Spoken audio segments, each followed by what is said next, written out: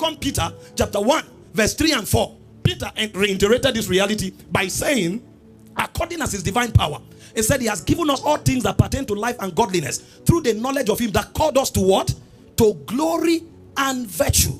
But Peter explained to us what it means to function in glory and virtue. He said, whereby are given unto us exceeding great and precious promises. He said that by this we might become partakers of his divine nature, having escaped the corruption that is in the world through lust. So glory does not mean I'm dragging the praise that belongs to God.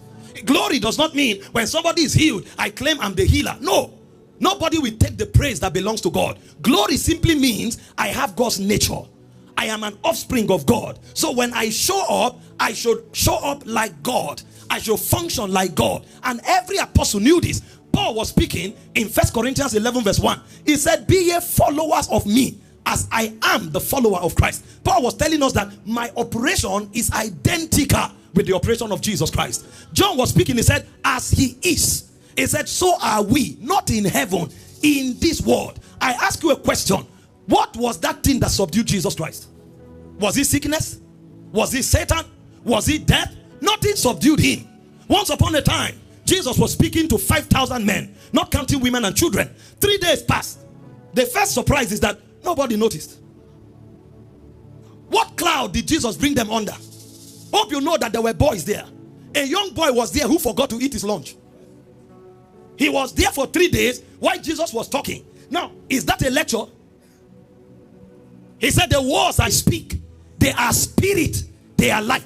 So when Jesus is talking, he's animating you. He's energizing you. He's upgrading you. You know the way somebody's in the hospital, he can't eat. And they connect, what do you call it now, doc? NG tube. Now, wow. Let me stay with Bible.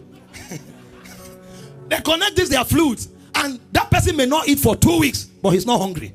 Because all the vital nutrients that the person requires are being communicated. So when Jesus is talking to you, every nutrient that your destiny requires is pumped into you. So much so that a boy forgot his lunch for 3 days. Because when Jesus is talking, there's a cloud.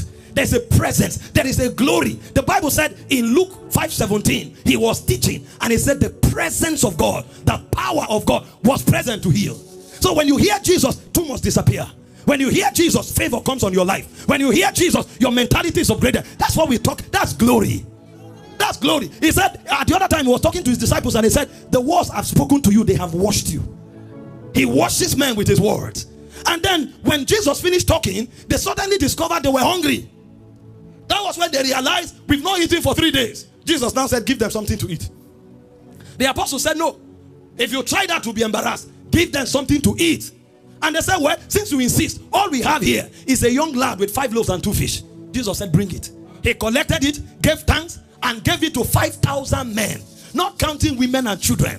And when they finished eating, they gathered the fragments. 12 baskets were left over. See, glory means you dominate all things, including resources. Jesus didn't know lack. He went to pray. At the 3rd watch, all the boats were gone. Now, when there are boats, Jesus used them. But all the boats were gone. Guess what? He showed up. He wasn't stranded by the riverbank. Oh, what do I do? Why did they leave me? There was no time for lamentation. The Bible said he walked on the water. He walked on the water. And guess what? He overtook those who left 9 hours before. So was he walking or gliding? And when he entered the boat, they were aground. What are we talking? Nothing dominated Jesus. He functioned as a God man. This is our calling. How come many of us are sick? How come many of us are confused? Why are we overwhelmed by everything? It means we have not entered the realm of our sonship. We have not entered the glorified order of existence. This is our calling and we must walk in it.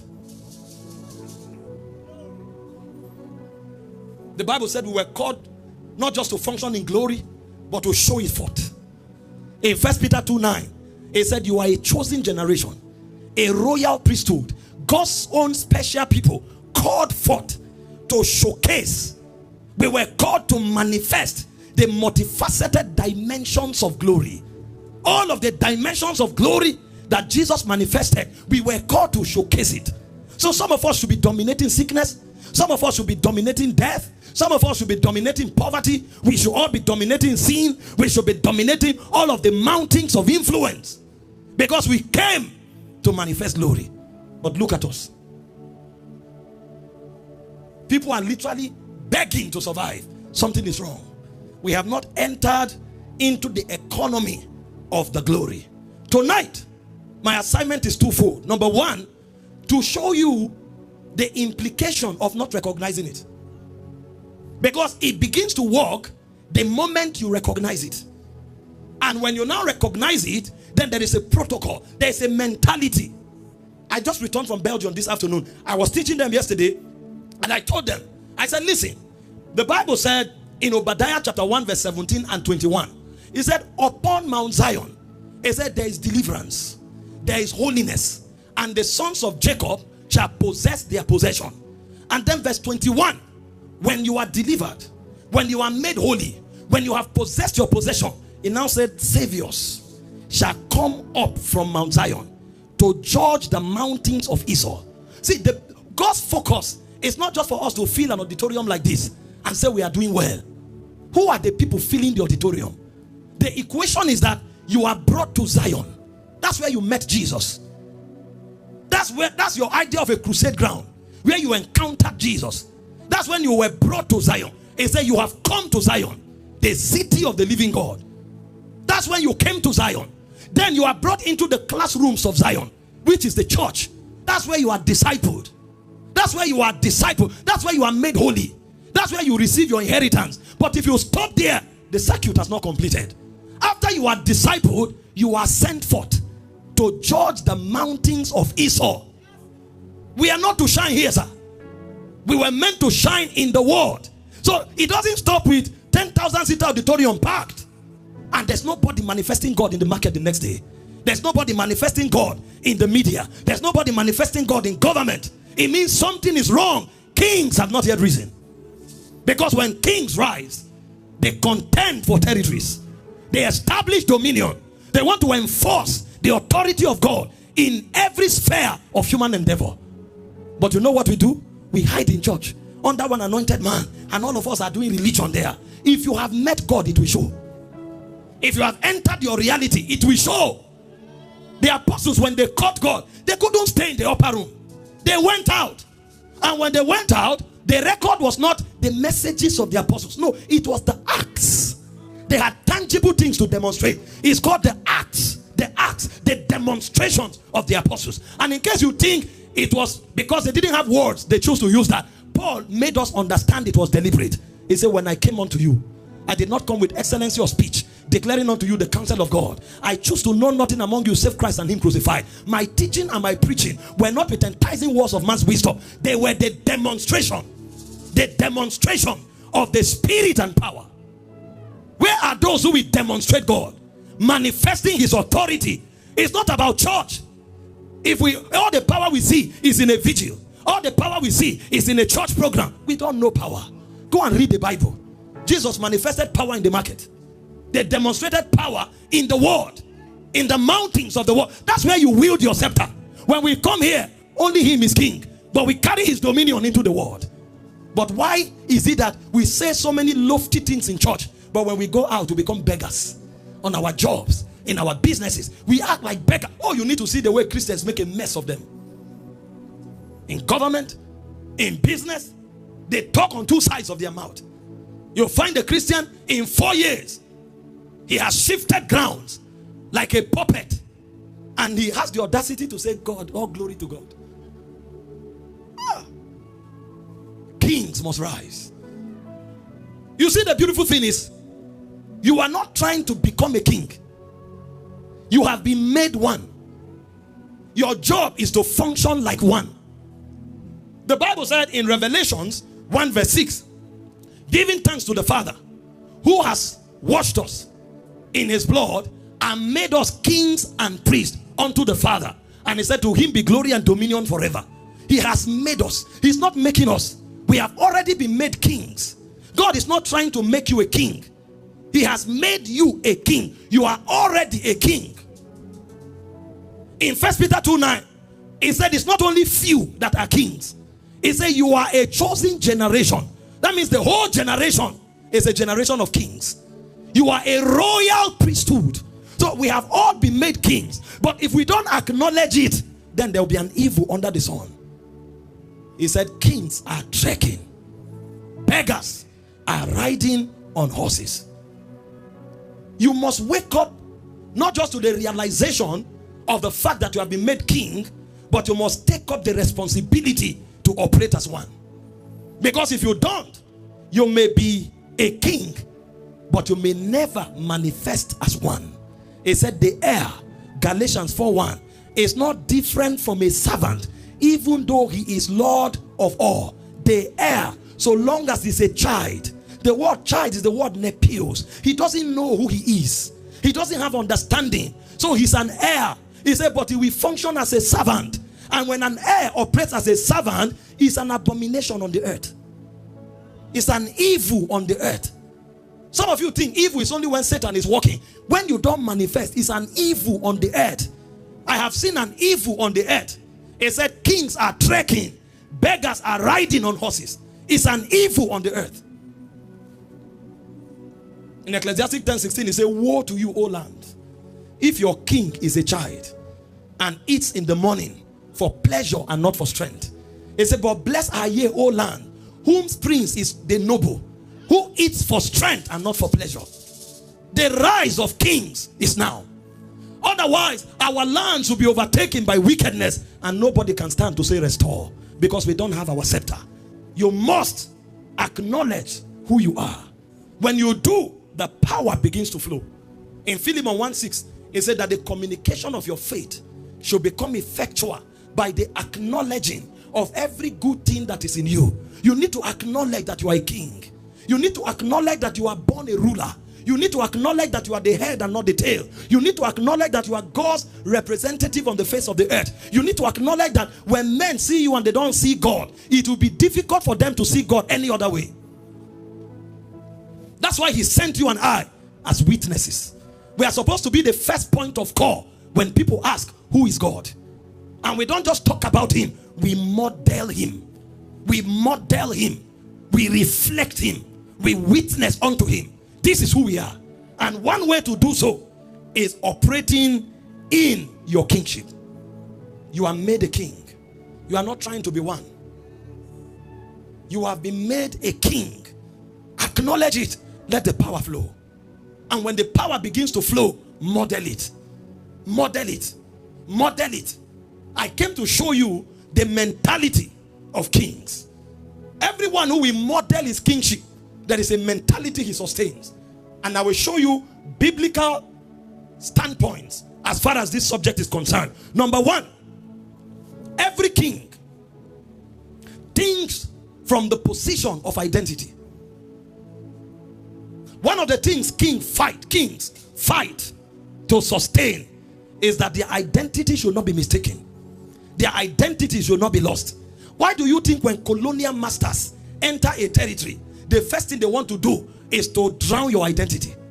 They give you their language, they give you their culture, they give you their names. What do you think they are trying to do? They are trying to separate you from your heritage. A man who has lost his identity has been cut off from his heritage. Imagine me, I am Michael.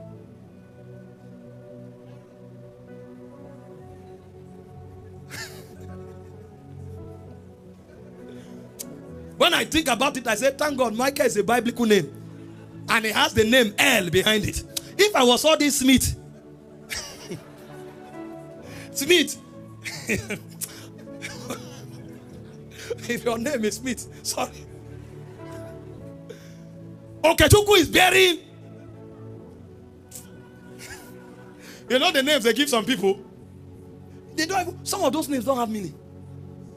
They call some people rice. Some is stone. You think it's an intelligence.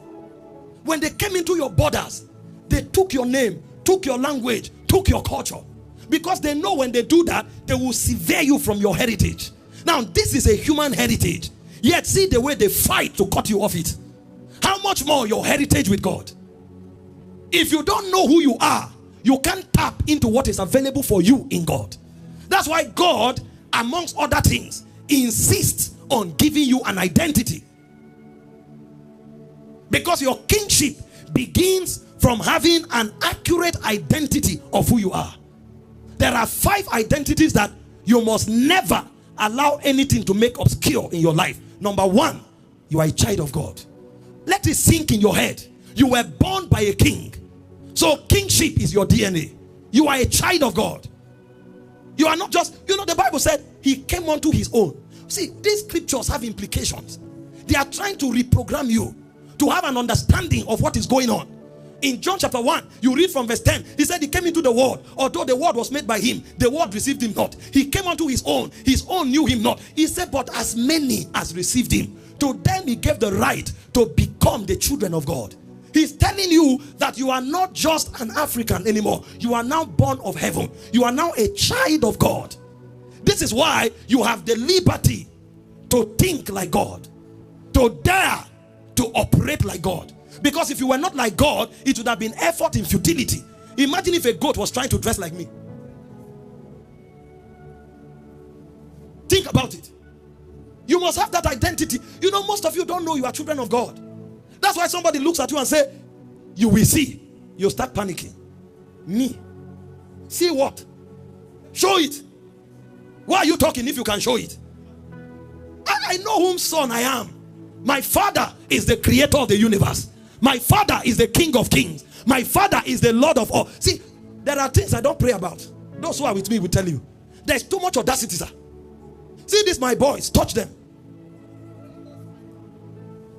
They don't need to call me. You touch them, let me see you. And see the way I will come at you with all my strength. Am I better than God? If you the moment you threaten me, you already made yourself an enemy of God. But you see, if you don't have that consciousness, it won't work. You are a child of God. And you are not just a child of God, you are a son of God. As a child of God, you have the life of God, you have the backing of God. But as a son of God, God gives you his authority. That means there are things that I don't need to call God for. When I talk, things happen. Because when you come into sonship, certain authorities are given to you. And I'm not just a son of God, I'm a priest in the courts of God. You know what it means? I have the power to connect heaven and earth. I have it. That's why we come for meetings like this. We can teach until heaven touches earth. We can pray and heaven hits the ground. And you start seeing realities of heaven take place. Because we are priests. We can bridge the realms. Every priest carries divine presence. You must know it. That's why the Holy Ghost lives in you. Is to make you a conduit between heaven and earth. You are not alone. You need to know you are not alone. When you go on your job, you are not alone. He said, surely they will gather. He said, it's not by me. And it doesn't matter how many of them are gathering. He said, every tongue that rises up against you, you will think God will say, I will show up. No, he said, in judgment, you shall condemn. That means yourself has gained some level of some powers that there would need to be many for you to talk. He said, the enemy shall come in. He said, but as a flood, the Spirit of God in you shall lift up a standard against them. Do you know how many people are trying to kill you? They need to tell you how many times they failed. But you don't know who you are. You are a priest. Anywhere I come to, heaven shows up. I know it. I know. I was telling them where I came from. I said, because I'm here, heaven is here. He hit some of them. What do you mean? Is it you that bring heaven or God? I said, God is in heaven. I'm the one he sent here. I'm the one who bring heaven here. I brought heaven.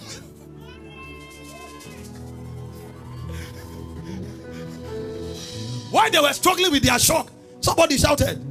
An angel tapped the person, trying to let her know that we're plenty here. we play. Go read your Bible.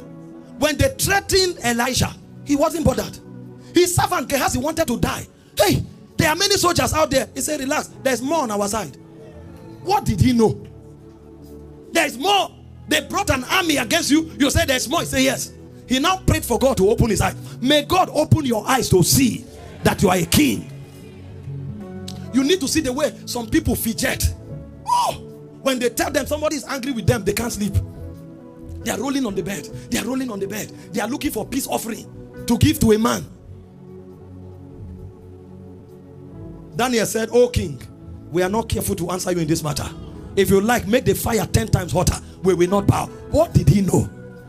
When they threw them into the fire, it was the king that recognized the fourth man. See, those of you who are not standing, you are stopping your miracle. Stand your ground. Let them throw you into the fire. That's where the God that you serve show up. You are a priest. And you are not just a priest. You are an ambassador. The Bible says, now are we the ambassadors of God. Have you found an ambassador begging for protection? Begging for food? Begging for a house? There's no ambassador. No matter how poor a country is. So long as it qualifies to enter into bilateral relationship, an embassy is built. Provisions are made. And you can't arrest an ambassador in the nation where he's serving. It's a declaration of war.